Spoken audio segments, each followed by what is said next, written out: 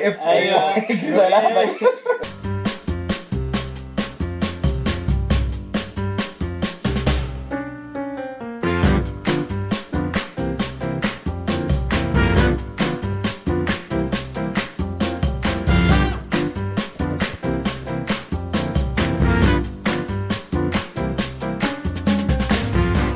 اهلا بيكم من على الكنبه. زي ما شايفين النهارده معانا ضيف. انا سيف عنده تشانل فاتي مش تحليل على يوتيوب، خشوا يعني تشيك ات اوت. هحطها لكم برضه دلوقتي وفي الديسكربشن الاثنين بالظبط الاثنين. اولا قبل ما نخش في اي حاجه، احنا مهرجين جدا. الظاهر الكرسي بتاع حضرتك او الكنبه اللي انا قاعد عليها بتزيق، يعني في حاجه غلط حصل. لا ما تاخدش في بالك. الفتره اللي فاتت دي هدينا شويه عشان عايزين نعمل حاجه مختلفه، في نفس الوقت ناخد بريك بعد جعفريات وحاجات رمضان ويوم 13 وحاجات جميله كده. فكرتني باللازم حصل. فقلنا ناخد بريك ونشوف هنعمل ايه، بس كنا عايزين نتكلم على فلاش، وده هيبقى الفيديو بتاعنا النهارده. لو ما شفتش الفيلم ان شاء الله يكون نزل لما الحلقه تنزل، او كمل لو انت مهتم بدي سي ومش فارقه معاك الحرق يعني. خش في الموضوع على طول. نخش في الموضوع، خش في الايجابيات. سبويلر. سبويلر. انا عاجبني ازرا ميلر جدا كده انا ما تخيلتش ان هو يبقى كويس كده في الدور. يعني انا شفته في ايه، فانتاستيك بيس كان دوره مش عاجبني قوي بصراحه. انا ما شفتش. لا كان وحش قوي بصراحه. كان دوره غريب قوي اصلا، وكتابه الدور نفسها كانت غريبه اصلا. فانتاستيك بيس كفرانشايز ده حاجه يعني نسيبها على جنب. انا مش فاهم ازاي الفرانشايز ده بيعمل فلوس. يعني هو ما بيعملش فلوس بجد ما بيعملش فلوس. امال مكمل ليه؟ ما هو في الزباله يعني يعتبر. ما علينا سيبك من ده حوار تاني. بس متوقعش ان هو يعمل شغل حلو قوي في الفيلم ده بجد. ان هو كمان طالع باتنين باري بيمثل قصاد نفسه وظابط الشخصيتين. ما دي اللقطه. هو غالبا اللي انا شفته ان المخرج كان بيتكلم عن الموضوع ده، ان هو اصلا فلاش كازرا ميلر احنا شفناه في فيلمين قبل كده كان سايد كاركتر، واللي غير كده شفناه بكذا فيرجن، اما بقى فيرجن جوس ويدن ولا فيرجن زاك سنايدر. بالظبط. فانت قعدت تشوف حاجات كده ولقطات. بس انا كنت بشوف يعني السنس بتاع ازرا ميلر والتاتش بتاعه في فلاش والجو السنس يومي بتاعه. فكنت شايف اللي هو انا حاسس ان الواد ده ايه يعني، يديله فرصه. يعني في جوس ويدن كان تافه زيادة عن اللزوم، عشان كده كان يبقى مستفز لو كان طول الفيلم لو كده. كان على طول كده. زاك سنايدر بالانس شويه، كان لا في سنس منطقي. وانا كده بيك فان فلاش زي ما انتم شايفين. يعني سي دبليو بقى بكل الكلام ده، فبحب الشخصيه دي. فكنت مستني الفيلم ده من 2018. فيلم عمال بيتاجل، فيلم متلصم بالعافيه، وهنبقى نيجي للبوينت دي يعني بعد الايجابيات. هو زي ما انت بتقول، هو ازرا ميلر الصراحه عمل شغل جامد قوي. هو قبل ما الفيلم ينزل والبقى جو كريتكس ومش عارف، كان غير الطبيعي في افلام دي سي. كان في كريتكس حلوه، غير طبعا الحاجات اللي هنتكلم عليها برضو بسبب جوه الفيلم وكده. لو هنتكلم على ناس مصريين وعرب، مهدي وماهر وكده اللي دايما بيفشخوا دي سي، انبسطوا وعجبهم قوي الفيلم وازرا ميلر. فده بشرني ان في حاجه حلوه يعني. بالظبط. احنا هنشوف حاجه كويسه، مش مهم بقى هي كويسه ازاي. نشوف حاجه كويسه، وده مش عادي خالص من دي سي دلوقتي. من دي سي. وان انت الفيلم بقى بمشاكل ازرا ميلر بكل ده، فالواحد ما كانش متحمس بان الفيلم اصلا خلاص الدي سي بيحصل لها ريبوت. فانت اللي هو انت هتشوف الفيلم من اجل شخصيه ذا فلاش، او اللي هو تعال نشوف يعني بعد كل ده بقى هيقدم لنا ايه، فاهم. فازرا ميلر الصراحه تفوق في الجزء ده، وان هو عامل شخصيتين، تينيجر والفلاش بتاعنا التايم لاين بتاعنا، كان عاملهم بطريقه جامده قوي. يعني عامل فرق، قدر يفرق ما بين الاثنين ويعمل تينيجر جامد. اللي هو ده تينيجر فعلا، اللي هو العبيط في واحد عاقل وراسي وفي واحد العبيط اللي هو اصلا مش عاقل قوي، بس بس بالنسبه لده هو فاهم، هو عاقل جدا يعني. بالظبط. ده كان مهدي ده قوي يعني. ده كان عامل بالانس حلو. ان هو لو كان فضل طول الفيلم بالكاركتر بتاعه اللي شفناه في الافلام اللي فاتت كان هيبقى مستفز قوي بقى. انت تقعد ساعتين انت هتكره حياتك. عمال في وشك بقى وافيهات ويروح ويجي، هو اي حاجه في بالظبط. الموقف زنقه ان هو لازم يبقى عاقل ولازم يبقى راسي. فده اللي هو انت دلوقتي انت زي المنتور، اللي هو انت اصلا يعني هو في التايم لاين بتاعنا العادي المفروض باتمان هو المنتور بتاعه. زي ما بيقول لك كده، زي ما سبايدر مان عنده ايرون مان، فلاش عنده باتمان في سنايدر يونيفرس، الله يرحمها يعني. خلاص متعيطش. حصل خير. فمبدئيا كده ازرا ميلر اول ايجابيه في الفيلم. جامد قوي يعني من الحاجات اللي رفعت الفيلم، بدا تمثيله طول الفيلم سواء كدراما او كضحك. يعني الفيلم ضحكني كتير في لقطات كتير. انا ضحكت اكتر بكتير ما كنت متخيل، مش من الافيهات اللي تتوقع ان انت هتضحك عليها، بس الفيلم نفسه المواقف كان احساسه ان هو فيلم خفيف، فيلم ضحك. احنا الموضوع برضو كان عشوائي جدا يعني، طبيعي زي اي فلاش يعني، الموضوع عشوائي وفي حاجات تروح وتيجي وكده، فكان ممتع. انا كنت بضحك عشان المواقف كانت غريبه، بالذات مع كيتن كان في الانتراكشنز ما بينه وما بين فلاش كانت حلوه قوي. ده برضه هيبقى جزء كيتن ده. بصراحة يعني أنا كنت من التريلر كنت متضايق من شكل كيتن، باتمان كيتن، ان هما كشكل طبعا عشان CGI، مشكلة CGI دي، بس ككيتن انا كده عارف ان احنا هنخش الفيلم متوقعين مستوى كويس من مايكل كيتن. اللي قصدك باتمان؟ تقريبا شفت واحد، مش فاكر. هما مش حلوين، لا حرام عليك. هو مش بتاع الجوكر، هو مش باتمان حلو. بتاع جوكر جاك نيكلسون صح؟ لا هو كان احسن باتمان لحد ما جه اسمه ايه ده، كريستن بيل ايوه هو ثاني، هو بتاع جوكر جاك نيكلسون صح؟ ده اللي انا شفته. هو تحسه كان تقيل معجز مش بيتحرك ساعتها. خد بالك ده كان اول فيلم سوبر هيرو يتعمل فيه. فانت خد بالك ان ده كان انجاز وطفره، كان معمول حلو، والسوت بقى كانت حلوه قوي وعربات موبيل، والعربيه البات موبيل بتاعته ايكونيك فشخ. انا كنت بحب العربيه دي فشخ وانا صغير يعني. الناس في السينما كانت بتسقف. كان عندي العربيه دي ايه السينما كانت بتسقف. ده بتتكلم على تشايلد هود يعني، زي ما كده حصل في نو واي هوم. فانت دي كانت بالنسبه لك، والانيميتد سيريز بتاع باتمان ما هي نفس العربيه يعني، نوستالجيا ليفل 1000 يعني. بس الفيلم ما كانش قريب خالص من سبايدر مان، هم كانوا بيحاولوا بس ما كانش انا مش حاسس كويس على فكره مقارنه اصلا ان هم بيحاولوا يقربوا لها. وبعدين بغض النظر يعني عن النوستالجيا بتاعت سبايدر مان، فسبايدر مان فيلم عادي جدا، فيلم عادي جدا، فيلم عادي.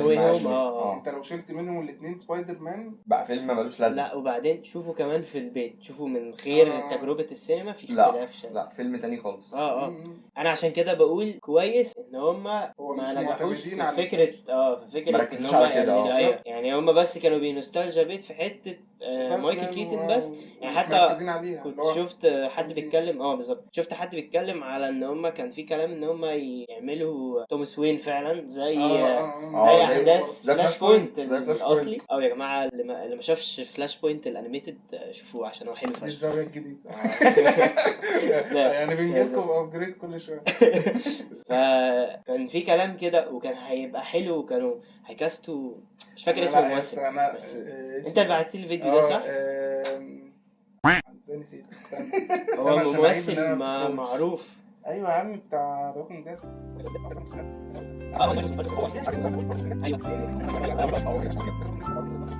جيفري دين مورجان. ايوه جيفري دين مورجان يعني الحمد لله لحقت قبل ما اجيب جيفري دين مورجان. انا كان نفسي اشوفه بغض النظر بقى عن كيتن، انا كان نفسي اشوفه توماس وين. انا من ساعه ما شفته في باتمان فيرس سوبرمان ما كنتش عارفه قوي، شفت ووكينج ديد وشفت له حاجات تانية، عرفت زاك سنايدر اختاره ليه. الراجل ده لو كان عمل توماس بالشاف طبعا فلاش بوينت او قراها، هو كان هيبقى جامد فشخ. وحتى طلع قال لك كيتن جه سرق مني الحته، فاهم؟ فهو كان برضه نفسه يعملها. بس هل احنا كنا عايزين نشوف توماس وين تاني؟ انا ما كانش عندي يعني احنا شفناه في الانيميتد وقريناه في الكوميك. لا بس انت اي حاجه بتقلب من كوميك لريل انت بيبقى ليها شعور مختلف. لما تبقى كوميك اكيوريت بتبقى حلوه قوي. ايوه انت ما شفتهاش قبل كده، انت عمرك ما شفت توماس وين كباتمان يعني. دايما باتمان توماس وين في افلام باتمان مش موجود اصلا يعني بيطلع هو بيموت وخلاص، فاهم؟ ممكن جمله كده كوت باتمان يفتكرها في النص، لكن انك تطلع بقى باتمان بالشخصيه اللي هي دارك وبتقتل وبمسدس، بقول لك ايه، كانت هتبقى جامده جدا. فاكره هو الفيلم اتصور امتى؟ الفيلم بدأ تصويره 18 صح؟ 18 وقف، بعدين رجع في 19 باين. لا خد بالك، لا مش 18، لان هو في مخرج جه ومشي، مخرج جه تاني ومشي، وبعديها جه اسمه ايه ده، انتي ماشيتي ولا اسمه ايه؟ اندي ماشيتي. فهو اصلا الفيلم عدى على مراحل كتير قوي. ممكن يكون كان ساعتها سوبرمان ما كانش هنري كافيل، فقال لك لو هنعمل توماس وين. لا اعتقد ان البلان بتاعت البلان كان فيها سوبرمان هنري كافيل. اعلن البلان دي انا فاهم بعد مان اوف ستيل. انا فاهم، انا قصدي لما جم يصوروا ولقوا ان احنا مش هنعرف نجيب هنري كافيل يبقى هو سوبرمان، فممكن عشان كده قال لك خلاص ما نعملش توماس وين. لا هو غير كده، غير طبعا ان هم كانوا محكومين بالدي سي يونيفرس اللي هم بيعملوه. بس انت عندك ان اول مخرج مش عارف اختلف معاهم على الكرييتيف سايد، ثاني مخرج كان السيناريو في حاجه غلط، والسيناريو اتكتب كذا مره. مش واحد فيهم اعترض على ازرا ميلر؟ وواحد فيهم يعني هم تقريبا كانوا 3 مش 2 كمان اللي سابوا البتاع.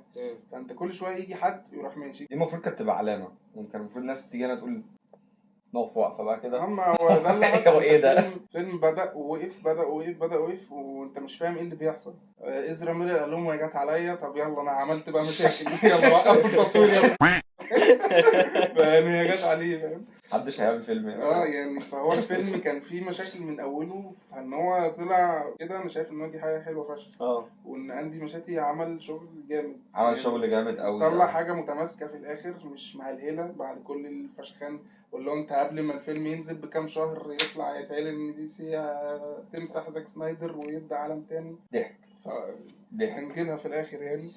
بس فيلم انا حاسس فيلم حلو يعني. اندي مشاتي عمل كل حاجه ممكن يعملها صح.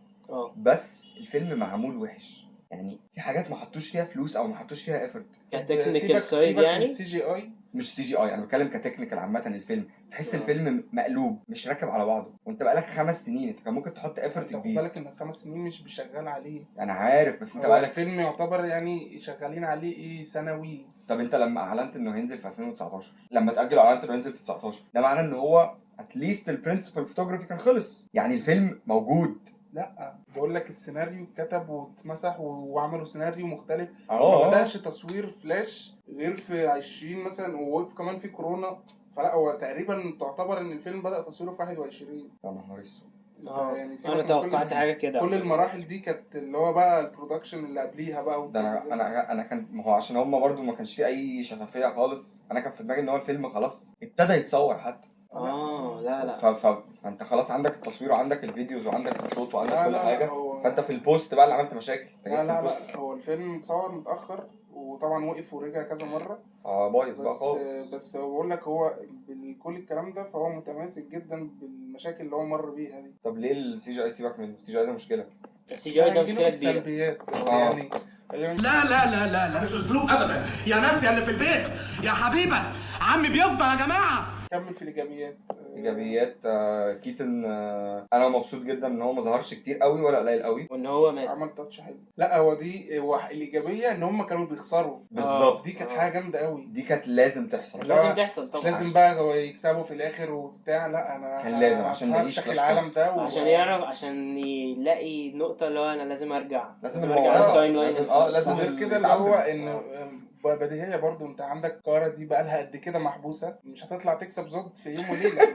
يعني سوبرمان قعد قد كده وبتاع. على فكره دي بقى كان فيها انكونسستنسي، لان مثلا الهنشمان بتوع زود دول كانوا واقفين واحد على واحد مع سوبرمان وعادي وخناقه حلوه. في مان اوف ستيل. خد بالك انت ساعتها فانت كنت دلوقتي مركز عليهم. ايوه مش مركز عليهم. دلوقتي انت ليه تتخانق مع باتمان اللي هو واحد مش سوبر باور خالص؟ ده بقول لك ايه، عمل الراجل كبير بس عمل شغل. بس اللي قعد جامبات اللي قعد يعملها مع الراجل اللي هو الضخم الجاينت ده وتوك ازاي بوم بوم بوم جامده اللي هو القناه اللي هو عاملها جامده.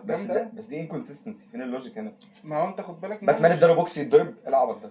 لا هو ما ادالوش بوكس، هو كان بيقعد يرمي له قنابل. انا فاهم، انا قصدي ان هو قفل عليه ازاي. بس بص اصل يعني دي اولا هو الشخصيه دي مش حد مهم، هو بس طالع عشان باتمان يتسلى يعمل لقطه عشان يعمل لقطه. يعني في مان اوف ستيل دول المين فيلنز، فانت لازم يبقى في تحدي. ايوه الباور كومبلكس ما تقدرش تركز قوي في الحته دي. بس الكارا كانت حلوه قوي. انا ما توقعتهاش. انا ما توقعتهاش برضو. ما كنت مستغرب الشيخه دي.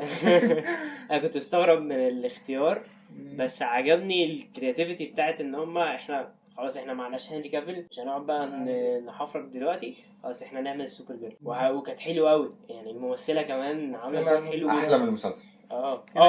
احلى من المسلسل عشان المسلسل دمه خفيف بزياده على حد يعني من كريبتون، والمفروض ان هي قويه قوي. كل ما بشوف منه حاجه بحس ان هو حاجه باربي وورد فشخ يعني. كده هو المسلسل مش سوبر جيرل خالص يعني. عشان هي المفروض سوبر جيرل دي تعمل كده المسلسل يخلص، مش الهبل اللي هم عايشين فيه ده. الصراحه ما فهي كانت كويسه. سيزون 1 وكفايه كانت كويسه قوي، كانت كويسه لا كويسه، والكاركتر مكتوبه كويسه، وهي مثلت كويس، الصوت بتاعتها كانت حلوه. طبعا هو في من ناحيتها هيت كبير قوي عشان هنري كافيل، واللي هو انتوا حاطين دي مكان هنري كافيل، ففي اللي داخل اصلا انا مش هطيقها ومش هدي فرصه ان انا اطيقها عشان دي جايه مكان لا، ما اللي داخل كده كده هيعمل كده. خد بالك ان ده جزء من، يعني هو سبب ان الفيلم مش ناجح لحد دلوقتي، ده سبب منه ان في ناس كتير قوي داخله متسلسله. ده داخله ان الفيلم ده هيبقى لان زاك سنايدر مش هيكمل، وان هنري كافيل مش موجود، ولا هو بين افليك هيكمل، فانا هدخل فاهم مش هتقبل اي حاجه. فده سبب، يعني هو في كذا عامل وده عامل منهم، اللي هو حرفيا السنايدر بويز ولا ايا كان بقى، يعني مش متقبلين. يعني انا بحب زاك سنايدر بس خلاص يا جماعه، يعني احنا ما قدامناش حل تاني، احنا المفروض هنبدا على نضيف امر واقع. مش هنظلم حاجه عشان انا كنت عايز ده. يعني انا كنت بعيط وانا بتفرج على بين افليك، اللي هو ده اخر مشهد ليك. خلاص يعني عشان نشوفه تاني يا جماعه، ده احلى باتمان. المشهد بتاعه وهو بيدي النصايح لباري. المشهد ده كان حلو فشخ. لا والفايت، انا ما عجبتنيش حاجات، ما بحبش السنس اللي هم بيحطوه الضحك في، يعني الراجل ده اتبهدل معانا قوي. ليه؟ ما هو باتمان عامه في الكوميكس ما كانش طول الوقت جد. مش كده بس، ما حبيتش الجري سوت قوي الصراحه. الجري سوت غريبه. لا بس السوت نفسها كانت غريبه. يعني انا كنت هقولها في السلبيات، هي ايجابيه وسلبيه. ايجابيه ان انا عجبني ان هم اختاروا يعني استعملوا الكولر سكيم اللي هو بتاع باتمان اللي هو الازرق عايزين كوميك اكيد. بس السوت نفسها كانت معموله وحش، كانت مقلوبه. الاكشن سيكونس كان حلو، وكان الواحد بقاله كتير قوي ما شافش بين افليك، كان وحش وبين افليك. لا باتمان كده. بس بقى فاهم حته وندر وومن ضحكت وكل حاجه، بس مش عارف لما بشوفه بيضحك كده، اللي هو الهيبه بتاعت سنايدر اللي هو عاملها بتروح، فدي كانت بتضايقني. بس وهي وندر وومن اللي طلع في كل الافلام بالظبط. انا اصلا لما بشوف دي عليها ماسكه سجاد عليها ولا ايه، بشوف الوليه دي بشمئز، يعني هي غير ان هي بنت هي كده وما هي ما بتعرفش تمثل اصلا، ودمها تقيل ولا حلوه ولا ايوه، وما تضحكش. فاللي هو يعني انت اللقطات اللي هي المفروض تعمل فيها كوميديا هي ما بتضحكش. وبعدين يعني الوحيده اللي يعني فاهم جيمس جان دخل فاهم يلا بينا افليك يلا هنري كافيل، وهي فاهم قاعده قال لك جيسون مومو انا لسه مش عارف هسيبه اكوامان ولا هيبقى بوه، مش فاكر اسمه ايه الفيلن، حاجه بالبي كده اسمه مش فاكر، ما علينا، ما جابش سيرتها اللي هو عادي. انت زي الفل يا ست الكل يعني. ليه بقى يعني ليه؟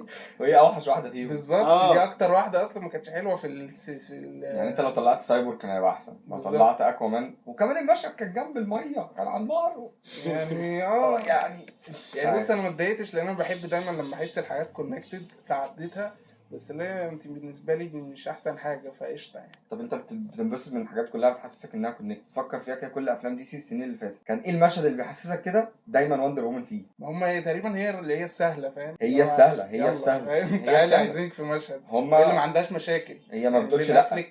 كان عنده اكتئب بعيني فشخوه فبقى خمورجي والدنيا باظت. هنري كافيل مشاكل، هم اتظرفوا ظريف يعني. هنري كافيل اتظرف، وسايبورج اتظرف، وجيسون مومو قالوا له بقول لك ايه مع السلامه لحد ما نشوف حاجه تانية، لحد ما نقرر احنا هنديك ايه. بس هو كده مكمل يعني. ده لسه كان بيقول قريب انا هفضل اكوامان لحد ما اموت. هو متمسك مش عارف ايه الجنان ايه الثقه اللي انت فيها. طب نرجع تاني للحاجات برضو، ايه رايك في المشهد بتاع البيبيهات؟ الله هقول لك الفكره ما عجبني عادي، الفكره حلوه، الفكره صايعه، بس هي التنفيذ زي القرف. ما دي مشكله هنجيلها اللي هي السي جي اي في السلبيات. بس الفكره مجنونه فشخ يا جدعان. انت عمرك تخيلت ان ممكن فاهم اطفال تنطط في السماء؟ هي فكره كوميديه يعني، هي فكره كوميديه بحته. هناك بيبي شاور. وهو انت سايب يعني، انت سايب كل اللي في المبنى كل دول خلاص بقوا سلام وكله عمل ايفاكيويت، ما هو لا الا اخر بيبي روم. ما هي معموله عشان النكته صغيره تقعد تجمع. لا هي معموله عشان النكته. هي جايه كلها جاج على بعض وهي بتضحك. التنفيذ الميكرويف ايه ده؟ لا دي كانت ضحك بجد. بس هي التنفيذ هو اللي ضايقني. الفكره غير كده الفكره بتضحك يعني صايعه. وانا كان نفسي اشوف فلاش قوي في السينما. فاول بقى ما دخل هو بيجري في السلو موشن وبياكل بقى عشان محتاج كاربز وبتاع، الديناميك ده كان حلو قوي. الديناميك بتاع السوت اللي بتقول له الانرجي ديبليشن وهو محتاج ياكل وكده. السوت عجباني عامه، شكلها وحش بس فكرتها حلوه. انا بس مشكلتي معاها ان انا كنت عايز اللوجو يبقى اكبر سنه. الجزمه جامده انا عاجبني اللايتنج بتاعي، يعني انا وول بيبر من الموبايل اصلا اللي هي الحته وهو كادر كده الجزمه أيوة. وهو بيجري. انا فاهم، بس ليه مش كوميك اكيد؟ الصوت مش كوميك اكيد. ليه شفتش انجاستس؟ شفت يا عم انجاست، مش عارف. البدله اللي بيبقى فيها حاجات لايتنينج طالعه، انا عارف هي مش احسن حاجه بس هي يعني بتاعت جراند حلوة. جاستن احلى، بتاعت المسلسل احلى بكتير. أنهي بس واحدة؟ بتاع جراند جاستن بيزك قوي. انهي واحده؟ ده هما سؤال كذا- ده سؤال حلو كذا ده واحد. سؤال حلو ممكن جدا. الاخيره حلوه، انا كنت بحب القديمه وقتها، بس دلوقتي هي ادمت او جو البدل الجلد ده دلوقتي بقيت احس ان هو فيك قوي الصراحه. حلو ان هي كهرباء، وحلو والله التكنولوجي كل ده عاجبني، بس ممكن ازرا ميلر هو المشكله، يعني تحس جسمه هو مش الماسك فلاش. كان اسمه شكله مش غريب. راكب. مش فلاش في كده. كادر كده المؤاخذه كانوا مطلعينه من كان شكله غريب. صعب جدا. هي هيكليا غريبه بس حلوة. فيها حاجه حلوه، فاهم؟ ممكن لو واحد غيره لبسها ممكن مش تبقى عارف. احلى. يعني المشهد بتاعه وهو واقف في نص الشارع ولما رموا عليه الشوكولاته ده، اه وهو واقف في الشارع باصص لهم كده، اللقطه اللي من بعيد دي شكل السوق غريب فشخ. هي تحس ان في حاجه غلط، في حاجه غلط، الواد فورمته غريبه، تحس ازرا ميلر نفسه فورمته غريبه. ما هو من الحاجات اللي بياخدها ده ده مجنون. خلاص. ده مجنون خلاص. فشخ. عيل تافه شاذ ملحد. حاجه تانية برضو من الحاجات الجامده الستايل اللي عملوه هو بيجري. حلوة أوي.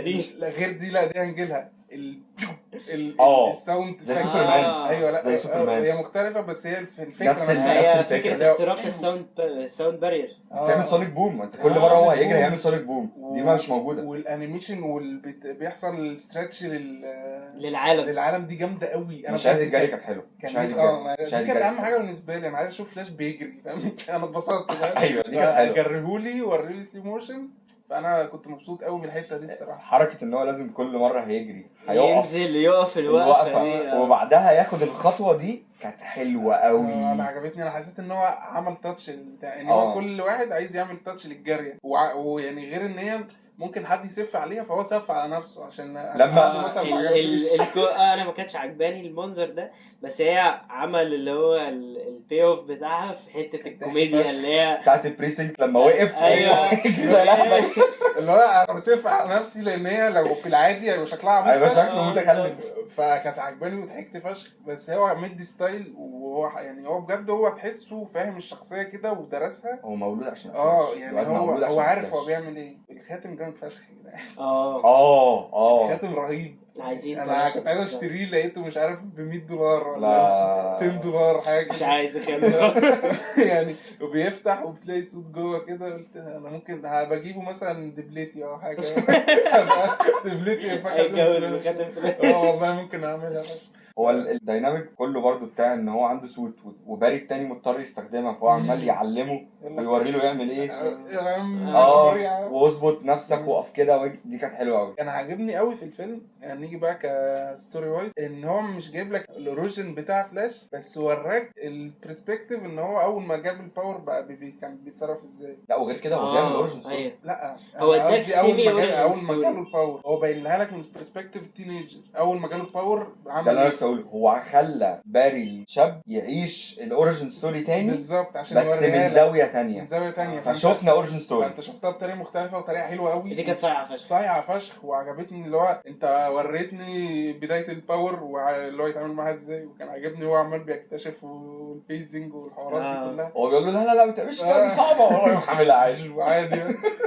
واول ما عملها اول مره بيوري لك الميولكلز وبتاع. يعني هو الفيلم فيه حاجات كريتيف فشخ، في حاجات كتير ما اتنفذتش صح، بس لا يعني دماغ حلوه. يعني ايه بقى اللي ما اتنفذش صح؟ لا قصدي كسي جي اي وايز او ايوه ما هو ده قصدي. هنخش كده ايه، اظن كده مفيش ايجابيات تاني. في ايجابيه كمان انا في دماغي عايز انا في واحده جت في دماغي برضه، العلاقه بين بيري وامه. دي كانت حلوه قوي. دي من اسبكتس اللي كانت معليه الفيلم قوي، دراما وايز.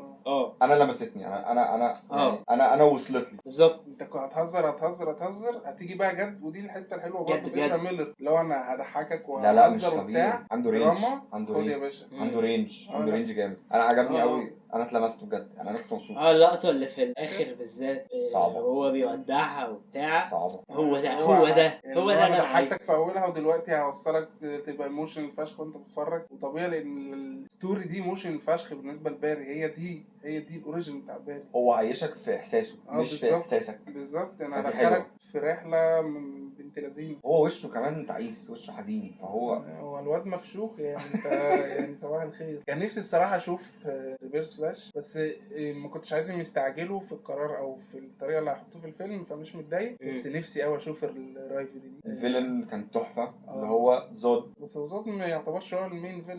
بس هو الفيلم يعتبر اصلا ما فيهوش فيلن. ودي حاجه بولدنس فشخ. دي جديده بس انا انبسطتش من كده. زود. بقول لك والله في حاجات في محاولات كتير قوي. ايوه يعني ان هو يعمل حاجه مختلف يعني. في حاجات كتير مختلفه، بس هو يعني هنجيلها.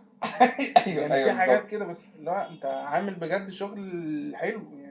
زود جامد قوي على مستوى الرجال. مايكل شانون مش طبيعي اللي هو انت بعد الوقت ده كله من سوبرمان وتخش في الدور ولا كانه لسه مصور سوبرمان امبارح. لا وايه نظراته وحركاته وكل حاجه بيقولها، لا جامد. انا عايز اشوف تاني يعني. انا عايز اشوف تاني. انا اللي عجبني برضو في الكتابه ان هم عاملين تقريبا كل الدي سي يونيفرس او المين الشخصيات المهمه الاوريجين بتاعهم في الباتل دي، باتل زود. سواء باتمان عرفناه في الدي سي يونيفرس ازاي، الدخله بتاعته في وقت المعركه بتاعت باتمان بتاعت سوبرمان وزود لما دخل بالجيب وافتتاحيه باتمان فيرس سوبرمان. دي كانت اول حاجه نشوفها لباتمان.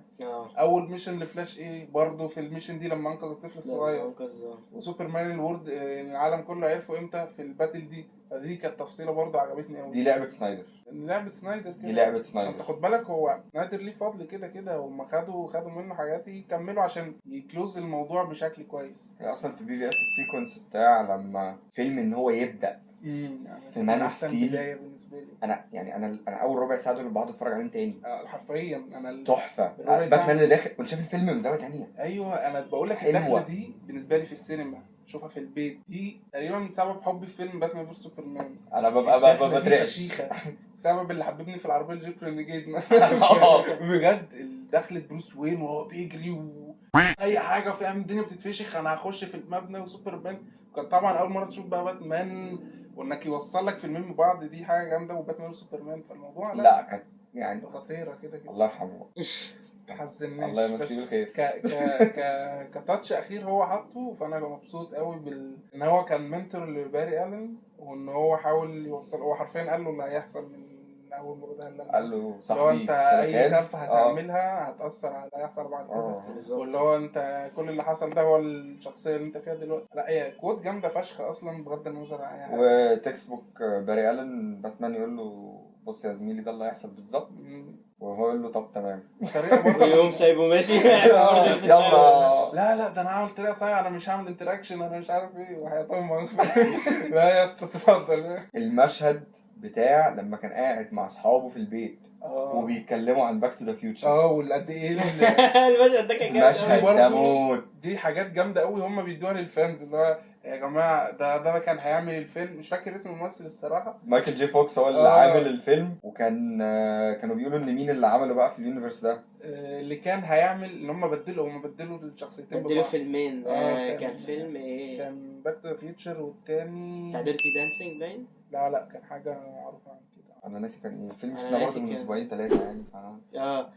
كانوا فيلمين اللي هو شفته مرتين برضه بس كان الحته دي كانت صعبه فشخ. اللي هو كان مصر اللي هو ايه فاكر ان هم بيهروا يعني. وبعدين اكتشف ان هو جات له اللحظه بقى اللي هو ايه ده انا غيرت البتاع. ده باتمان عنده حق. وعملوها برضه في توم كروز. الحاجات دي والله صحيح قوي بتديك كده اللي هو يا ده لو ده كان حصل فاهم. كان تخيل الدنيا تبقى عامله ازاي. نيجي مثلا لحته الكيميوز والمالتيفيرس مادنس دي سلبيه. لا انا هي متنفذه وحش بس هي حلوه فشخ. بس انا عجباني ان هم حرفيا اي فيلم لدي سي او بيقول لك ان هي موجوده معانا. فانا عاجبني الفكره. كان نفسي يحط CW بس. لا ليه مش عارف ازاي ما طلعوش. ليه ما طلعش جراند جاستن؟ يعني انت عمل لك حته ديديكيتد مخصوص في كرايسيس. بالظبط. يعني انت مطلع الراجل اللي انت لسه رافضه ومديه 100 جزمه وهو اصلا ومش مطلع التاني اللي بقاله 10 سنين بيديك كل حاجه عنده. وهو اصلا اللي عرفه اسم فلاش بالظبط. يعني هو في الكاميو ده قال له فلاش. هم بقى همشوا الحوار ده وما جابوش هو سمى نفسه فلاش ليه. بس كان نفسي اللي هو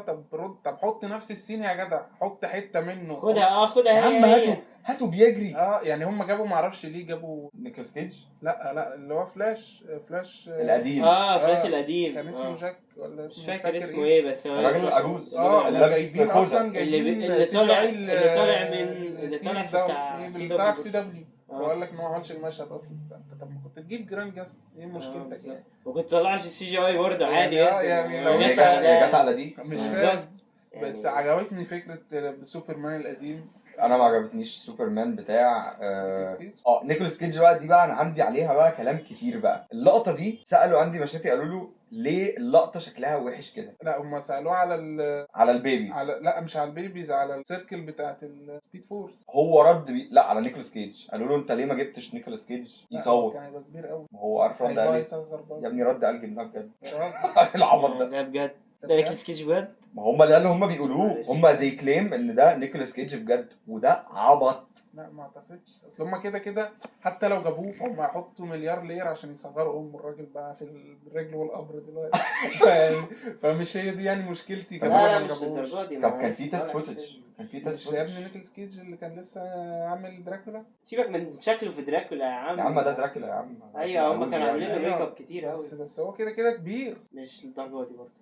لا هيطلع حاجه و60 سنه. هو 60 سنه وباين عليه يعني. انت عشان تجيبه بنفس صوره سوبرمان اللي كانت متسربه دي كده لازم تعمل سي جي اي. يا عم صباح الفل. مش كده كان هيعمل سي جي اي. يعني انا كده ما كنتش يعني عمري ما اهتميت اشوف نيكولاس كيج كسوبرمان حتى لما عرفت ان هو كان هيعمله. فلما شفت السين اللي هو اوكي ماشي يعني لا بس المشهد بتاعه الفايت مع انت عارف عشان دي كانت اصلا كان الفيلم هيبقى كان تيم بيرتون صح؟ كان تيم بيرتون عايزه يفايت سبايدر.